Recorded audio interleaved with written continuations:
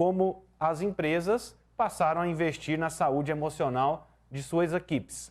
Sobre este assunto, recebemos a partir de agora a mestre em psicologia positiva e idealizadora do evento da Expo da Felicidade 2021, Flora Vitória. Seja muito bem-vinda à Sagres. Olá, o prazer é meu estar aqui com vocês.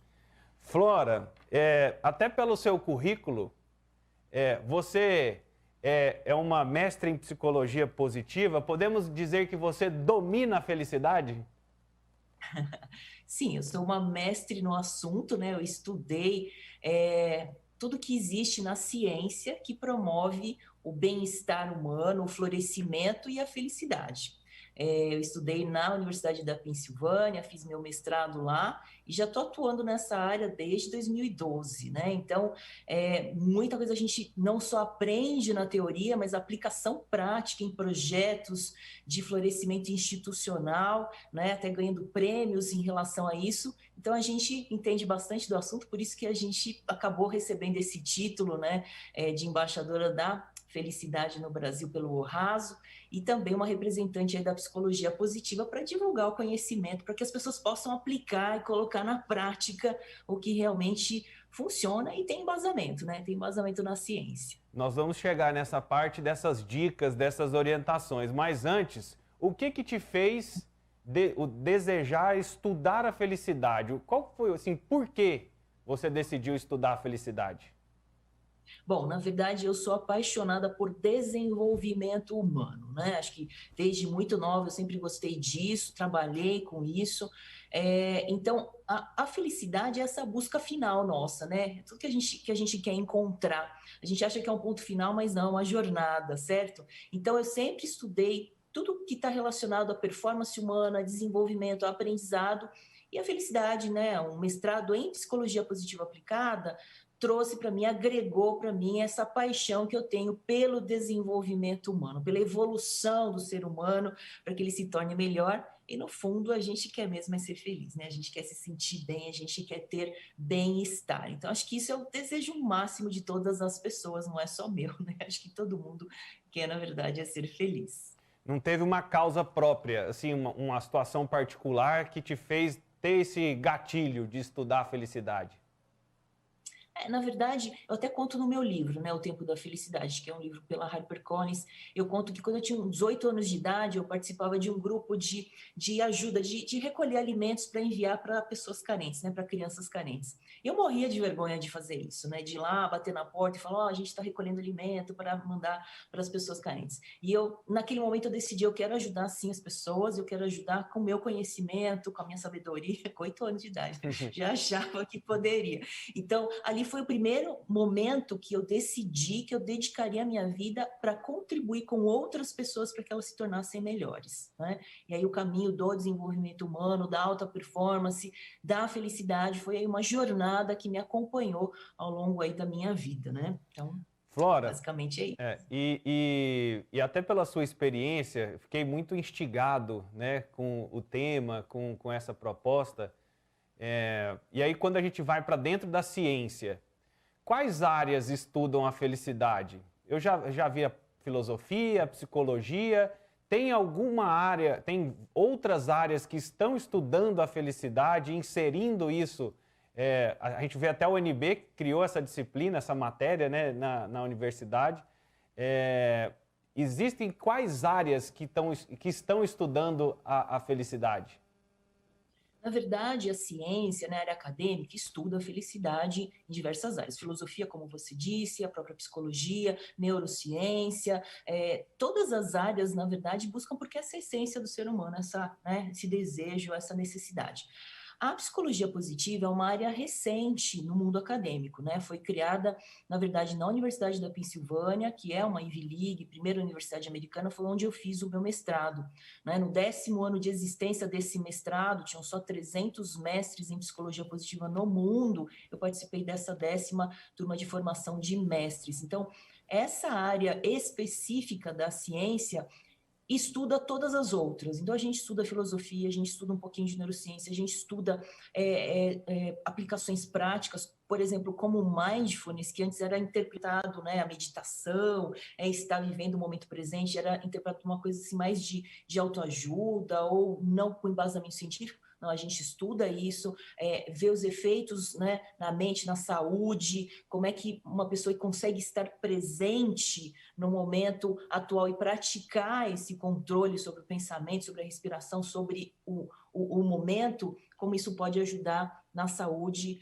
no estado emocional e na satisfação da vida como um todo. Então, todas as áreas, né, da ciência, de alguma forma, tem esse pezinho aí de querer saber, né, performance, por exemplo, de atletas, né? Por que um atleta quer performar? Porque ele quer ser feliz, né? Se a pessoa está numa carreira, por que ela quer crescer na carreira? Ela quer ser um grande líder? Porque, no fundo, ela quer ser feliz, ela quer se sentir bem. Então, algumas áreas mais específicas, mais clássicas, né, que estudam a felicidade, como a filosofia, são estudadas também dentro da psicologia positiva aplicada.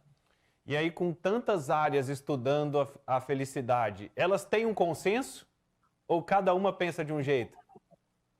Não, eu acho que a ciência, ela busca, inclusive, o conhecimento popular, né? O que é muito importante é que existe o que é um método científico para testar hipóteses, teorias, né?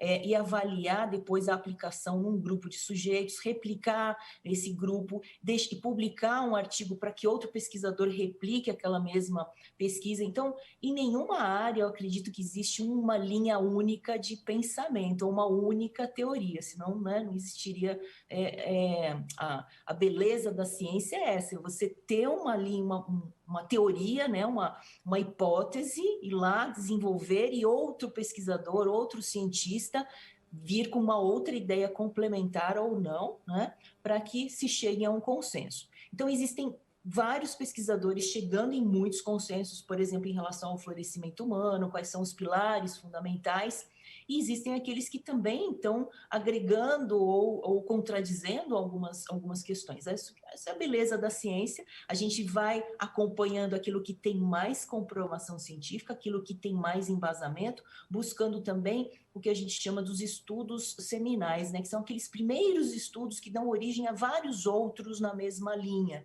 né? Então, quando a gente faz um mestrado, agora eu estou fazendo um doutorado na Universidade de Miami, a gente entende a diferença do embasamento científico, né? O que é alguma coisa, né, falado da boca para fora, o que é realmente a gente pode confiar ou não, né?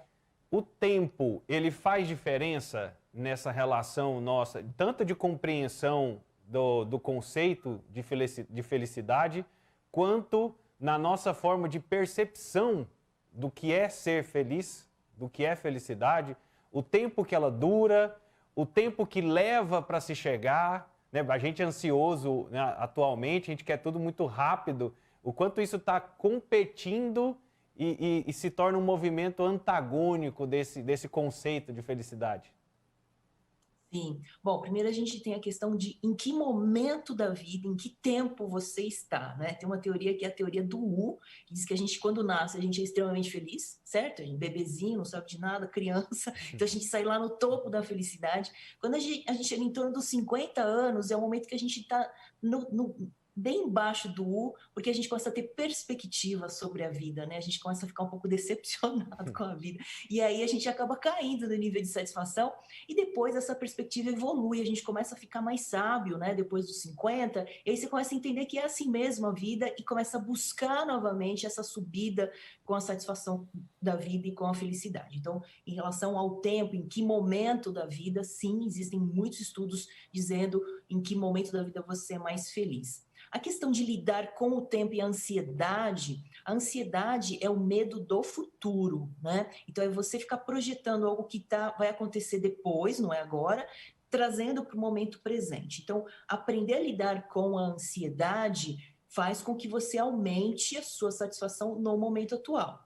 Assim como pessoas que são mais otimistas, elas explicam os fatos de uma forma diferente dos pessimistas, trazendo então também no momento presente uma maior possibilidade de satisfação e felicidade do que aqueles, né, que interpretam diferente.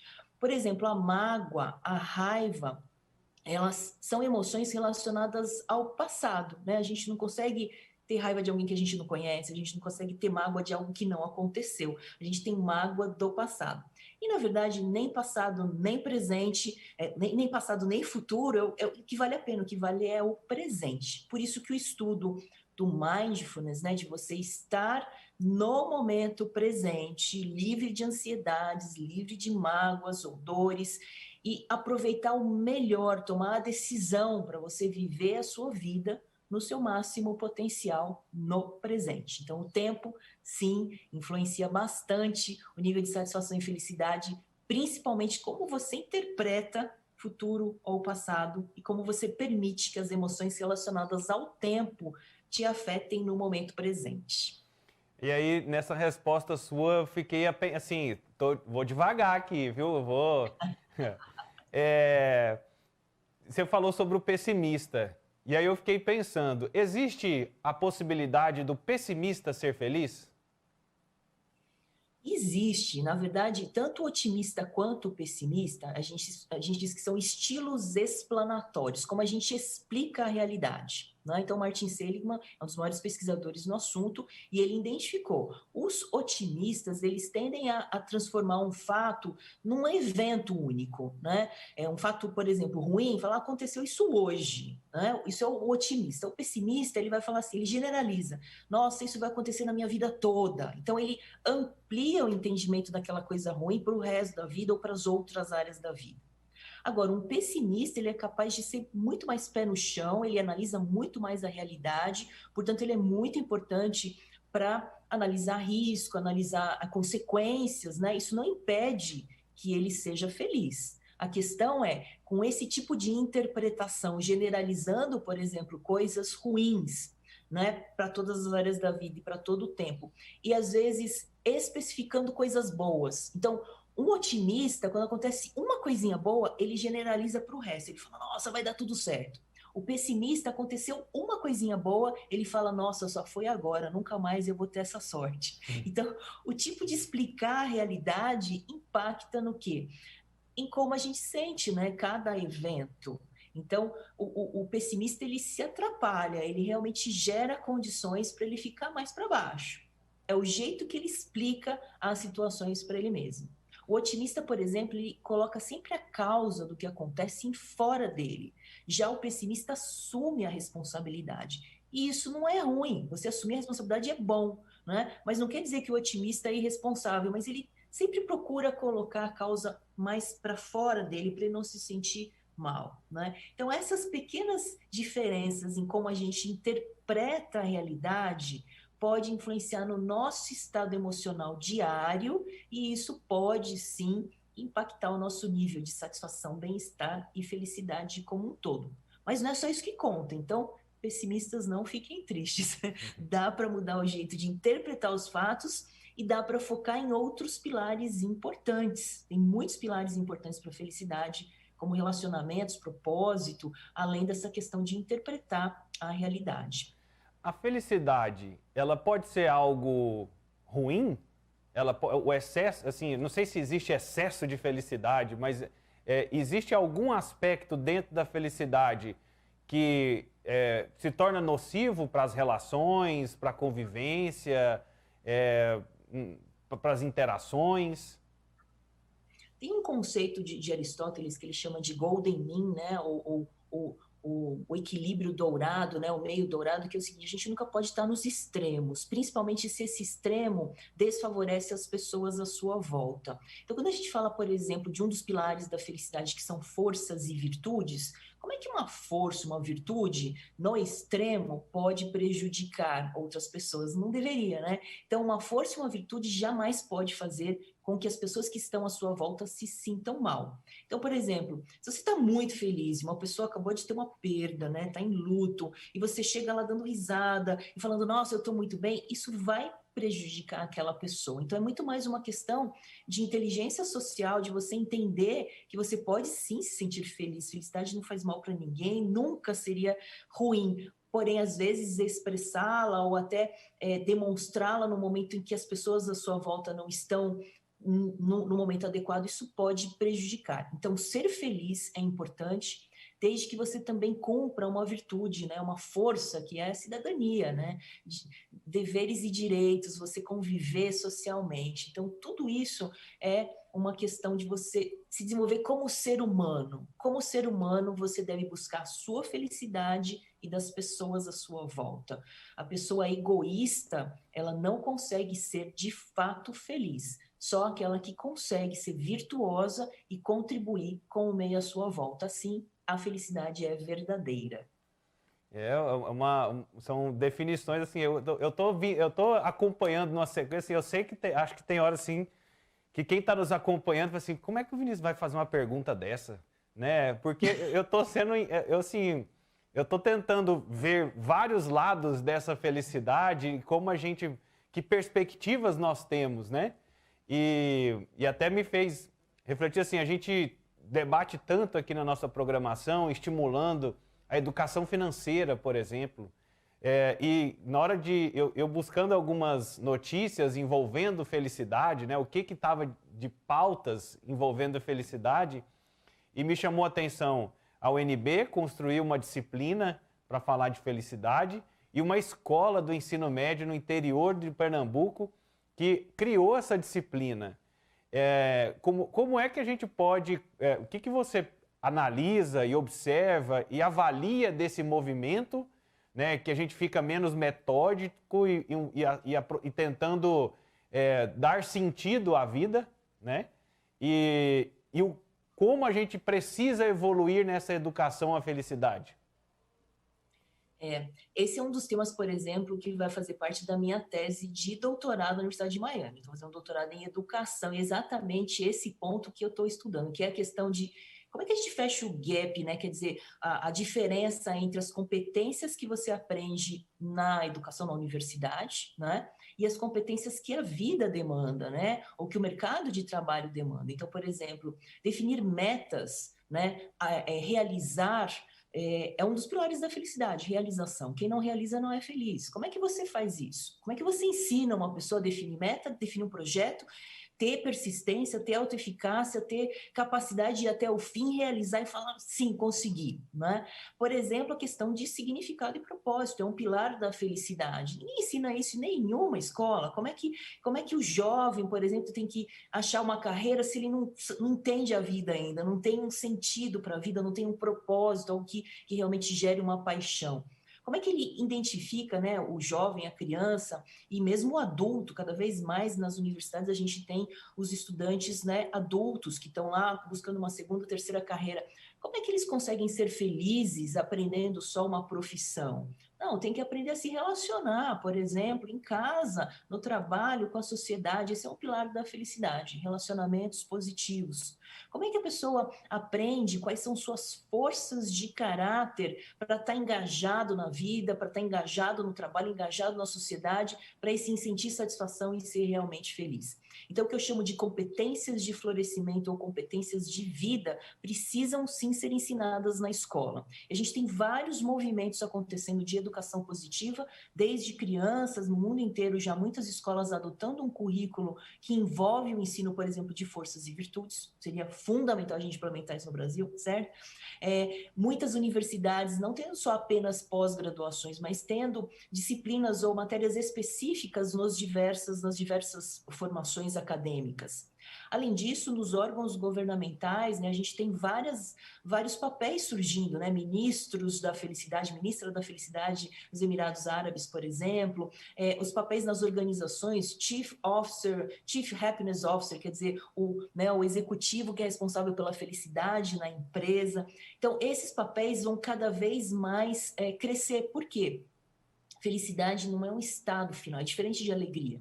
Né? Alegria, estou alegre, estou dando risada. Não, felicidade envolve você se desenvolver numa série de pilares, que é o que eu falei alguns aqui, para você encontrar satisfação, bem-estar e florescer. E o florescimento é esse estado de desenvolvimento contínuo que o ser humano precisa estar. A partir do momento que ele para de se desenvolver, ele para de se sentir bem, ele encolhe, murcha, é o languishing, né? Ele morre mesmo estando vivo. Né? Então, essa necessidade da gente incluir no currículo desde as crianças, adolescentes e adultos, essas competências de vida, essas competências de florescimento, é uma das bandeiras que eu defendo muito, né, como especialista em psicologia positiva e agora em educação. Eu acho que a chave da humanidade é a educação, a gente precisa trabalhar nisso muito forte. Flora, para a gente já ir encerrando, existe algo além da felicidade? Existe muita coisa além da felicidade, certo? Eu acredito que o termo florescimento humano é um termo científico para esse estado contínuo que a gente chama popularmente de felicidade. Então, a felicidade parece algo estático, né? O florescimento, ele é um processo. Então, eu acho que acima da felicidade, né, alguns falam que é sinônimo, mas para mim existe essa questão do florescimento humano, né? O florescimento envolve a gente descobrir as nossas forças, a gente usar nossas virtudes, a gente está em constante desenvolvimento, em constante evolução. Por isso que não tem idade para você estudar, e não precisa ser um estudo, né, acadêmico, com uma certificação de uma profissão, não. Qualquer tipo de desenvolvimento é mandatório para as pessoas serem felizes, porque elas vão estar florescendo. Então, para mim, algo maior do que a felicidade é o florescimento humano. Bacana. A Expo da Felicidade acontece agora em agosto, né? A programação. Explica um pouco para nós como é que se inscreve, as datas, a participação. E depois a gente falar até depois da gente falar tanto de felicidade e tantas perspectivas, eu imagino que a gente possa ter estimulado muitos a quererem estudar um pouco a felicidade. Exatamente. A Expo da Felicidade era para ter acontecido em março do ano passado, né? E por causa da pandemia a gente adiou e vai estar acontecendo agora de 5 a 7 de agosto, um evento ao vivo, online, onde a gente está trazendo muitos palestrantes para ajudar você nesse momento, né? Ajudar todos nós nesse momento desafiador de retomada. Eu acho que agora é um momento de recriação, da gente realmente ir à tona depois de, né, quase 1 ano e meio de pandemia. Então, na Expo da Felicidade, quem quiser se inscrever, é só digitar Expo da Felicidade, tem lá um link para você saber tudo que está no evento. A gente vai estar com pessoas muito importantes, por exemplo, o Dr. Fred Luskin, da Universidade de Stanford, falando de perdão. Perdão é importante para a gente ser feliz. Ele vai contar um pouco sobre isso. Ele que fundou o Instituto, o Forgiveness Project, na verdade, da Universidade de Stanford, uma das maiores universidades americanas. A gente vai estar com o Michael Steger falando de significado e propósito, que eu falei aqui, um dos pilares da felicidade. Vai estar dando uma masterclass. A gente está com Jennifer Corey falando de resiliência. Como é que a gente lida com tanto aperto nesse momento, com tanto desafio, né? Eu vou estar falando de florescimento humano. A gente vai estar oferecendo uma certificação muito nova, que é em consultoria em psicologia positiva aplicada ao florescimento institucional. Como é que a gente promove o florescimento dentro das empresas? Então, a gente vai estar dando a certificação, um consultor é inédito no Brasil, isso não existe, né? E a gente vai estar também com muitas pessoas do Brasil, a gente vai estar com a Isabela Camargo falando também de produtividade sustentável. A gente vai estar com o Gustavo Arnes, que fundou, que criou, né, o Congresso Internacional de Felicidade. A gente vai estar com a Fabi Saad falando de mulheres positivas. Então, muita gente boa falando e dando as dicas e dando masterclasses. Como é que a gente, né, aulas mestras para a gente lidar com este momento e superar as adversidades e poder ser feliz nesse momento que eu acho que é um momento de recriação, um momento onde você tem que ressurgir, né? A gente vai estar com outro evento na sequência em setembro, que é o Recrie-se, que é a volta aos eventos presenciais. A gente precisa de gente, né? A gente precisa de gente para poder evoluir. Então, a gente está com esses 2 eventos para ajudar todo mundo a lidar com este momento tão desafiador e trazendo gente muito boa para falar, para ensinar a gente os caminhos para a gente se superar, se desenvolver, florescer e ser feliz. Então, você está em casa, meio devagar, chacoalha a poeira, entra aí, Expo da Felicidade e aprende um pouquinho que vale a pena para estimular. Muito obrigado, Flora, pela participação, pela disponibilidade e por nos ensinar, né, o caminho da felicidade, né, o rumo, como a gente tem que se comportar para ser feliz. Muito obrigado. Eu é que agradeço. Conversamos com a Flora Vitória, ela que é idealizadora da Expo da Felicidade e mestre em psicologia positiva. Você já havia parado para pensar o quanto em quantas áreas tentam conceituar e refletir, né? E tornar felicidade como um conhecimento técnico, científico, para a gente poder entender o que isso significa e por que isso é tão importante para nós. Aproveite essa oportunidade. Se você está chegando agora na nossa live no YouTube, não deixe de voltar e acompanhar essa entrevista disponível também no